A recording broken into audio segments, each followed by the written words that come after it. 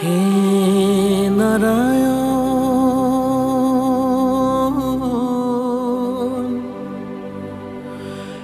হে নাৰায়ণ,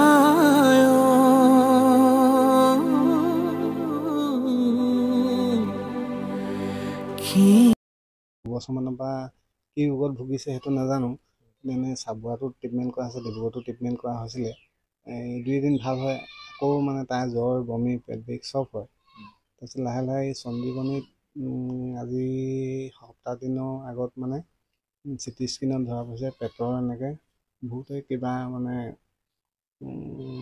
আমুকে হৈছে বুলি কোৱা নাই, পেটৰ বহুত অকণমান বেমাৰ এটা হৈছে, আপোনালোকে বোলে হায়দৰাবাদলৈ লৈ যাওঁ, তাতে বোলে ভালকৈ ট্ৰিটমেণ্ট হ'ব এনেকৈ বুলি কৈছে। মানে ডিব্ৰুগড় ডক্তৰে তালৈ লৈ যোৱাটোৱে ক'লে। মানে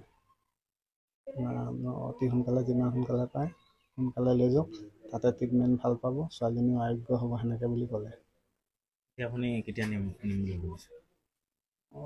এনেই নিবতো সোনকালে লাগিছিলে, মোৰ লগত টকা পইচা সেনেকৈ গোট খোৱা নাই যে।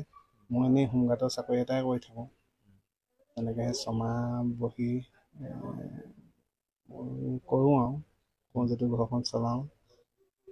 আপোনাৰ মানে পইচা পাতি অকণমান যোগাৰ কৰিবলৈ সময় লাগিব যে, সেনেকৈ 2 দিনমানৰ পিছত নিম বুলি ভাবিছোঁ।